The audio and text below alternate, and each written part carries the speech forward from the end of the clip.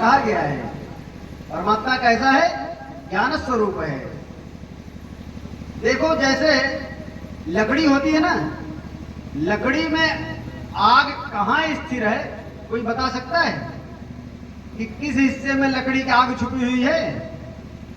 लेकिन जब घर्षण किया जाता है तब वो आग उत्पन्न हो जाती है। इसका मतलब है लकड़ी में आग व्याप्त है। लकड़ी में क्या है? आग व्याप्त है। ठीक वैसे ही परमात्मा हमारे हृदय में व्याप्त है, हमारे शरीर में है, परंतु निकलते नहीं, दिखाई नहीं पड़ते हैं। क्या है? जैसे लकड़ी में आग सोई हुई है, सुसुप्तावस्था में है, वैसे ही शरीर में क्या है? परमात्मा सुसुप्तावस्था में विराजमान है। तो जागेंगे कैसे? तो उसके लिए क्या करना पड़े? कोई एक गुरु होना चाहिए। गुरु मतलब होता है आकर्षण, खींचना, जो अपनी तरफ खींच ले। तो गुरु क्या करता है? क्योंकि उसके अंदर भी वही परमात्मा विद्यमान है, तो अपने जो ज्ञान है उस ज्ञान से वो क्या करता है? उसको खींच लेता है। जैसे आप माचिस की जब तीली जलाते हैं तो उस लकड़ी में जैसे साथ पास में लेकर के जाते हैं, तुरंत उस लकड़ी में आग पकड़ लेता है। पानी में आप माचिस जलाइए तो आग पकड़ती है? नहीं पकड़ती है ना। लेकिन लकड़ी में आग तुरंत पकड़ लेती है। क्यों? क्योंकि आग तो उसके अंदर विद्यमान है।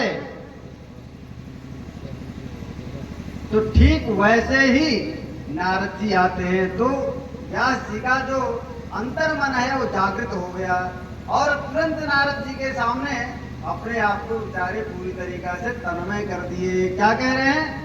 त्वं पर्यटन्नर्कैवत्रिलोकी मंतश्चरो वायुरिवात्मसाक्षी परावरे ब्रह्मणि धर्मतो व्रतैः स्नातस्सहेन्योर्मलं विदच्छ।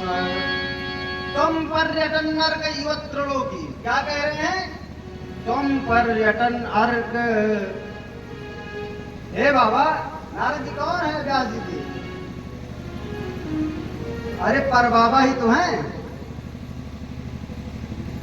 कोई ज्यादा दूर का संबंध नहीं है व्यास जी से नारद जी का। एक प्रकार से आप देखोगे तो नारद जी व्यास जी के कौन है? पितर हैं, पितर हैं। और पितर क्या होते हैं? जब पितर संतुष्ट होते हैं पितर तब क्या करते हैं? हमारी रक्षा के लिए वो हमारे सामने हमारी सहायता के लिए आते हैं। त्वं पर्यटन अर्क, नारद व्यास जी कह रहे हैं कि हे बाबा, आप तो पूरे संसार में अर्क इवत त्रिलोकी कैसे घूमते हैं नारद जी? जैसे सूर्य भगवान निकलते तो एक जगह दिखाई देते, लेकिन उनका प्रकाश पूरे संसार में व्याप्त हो जाता है। वैसे आप क्या करते हैं? सूर्य के समान सब कुछ देखने वाले हैं। जैसे सूर्य, अब देखो आप अगर कोई भी काम करते हो तो सूर्य भगवान देखते रहते हैं ना। आप कर्म साक्षी है विघ्नकृत। आप जैसे ही कोई काम करते हैं तो सूर्य भगवान साक्षी होते हैं आपके। तो आप ये नहीं कह सकते भैया मैंने भगवान से छिप करके काम किया है। तो वही कहा व्यास जी कह रहे हैं, तुम पर्यटन नरकैवत्रिलोकी, आप तो जैसे सूर्य भगवान सब कुछ देखते रहते हैं वैसे ही पूरे संसार में आप घूम घूम करके देखते रहते हो। तो इसलिए सूर्य बाहर की वृत्तियों को देख लेता है। और त्वं पर्यटन नरकैवत्रिलोकी मंतश्चरो वायुरिवात्मसाक्षी। और आप कैसे घूमते हो? क्या? मंतश्चरो वायुरिवात्मसाक्षी। अंतश्चर, अंतःकरण में तो आप वैसे व्याप्त हो जाते हैं जैसे वायु। वायु कहाँ रहती? प्राण कहाँ रहता है? शरीर में तो रहता है। तो कहा जैसे प्राण शरीर में व्याप्त रहता है वैसे आप प्राण वायु के समान व्यक्ति के शरीर में घुस करके और ये जान लेते इसके मन में क्या चल रहा है। अच्छा गुरु कौन है कि जो जान ले कि हमारे शिष्य को क्या चाहिए? अच्छा पुत्र कौन है जो जान ले कि हमारे पिता की आवश्यकता क्या है? इंगित कोविदा, आगे आप कथा में सुनेंगे। इंगित कोविदा, इशारे को समझ लेने वाला कौन? अच्छा शिष्य, अच्छा पुत्र, अच्छी पत्नी। त्वं पर्यटन नरकैवत्रिलोकी मंतश्चरो वायुर्वात्मसाक्षी परावरे ब्रह्मणि धर्मतो व्रतैः। परावरे ब्रह्मणि धर्मतो व्रतैः, धर्म तो बताइए, ये जो मैंने साधन बताया यज्ञ दान तप, इसमें तो मुझे स्नातक है, मतलब मैंने बीए कर लिया है। क्या कह रहे व्यास जी, स्नातक हूं मैं, सराबोर हूं मैं, इन सब चीजों को मैं जानता हूं, लेकिन पता नहीं क्यों मेरे मन को शांति फिर भी नहीं मिल रही है। परावरे ब्रह्मणि धर्म तो व्रतई स्नात समय न्यूनमलम विचक्षो।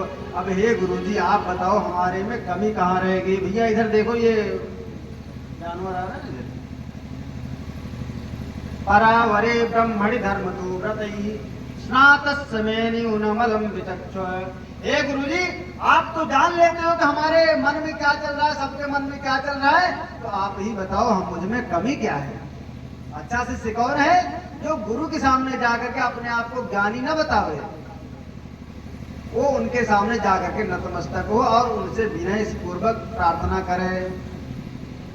तब नारद जी कहते हैं, अपना एक चरित्र बताते हैं, कहते हैं भैया देखो आपको जो एक कथा यहाँ पर अभी सुनाऊंगा, थोड़ा समय का भी अभाव रहता है और दूसरा कथाएं तो बहुत ज्यादा होती हैं, तो इसलिए कथा को मैं संक्षेप में, लेकिन फिर भी ये कोशिश करूंगा कि कथा समझ में आ जाए, थोड़े में ही अच्छे समझ में आ भी जाए।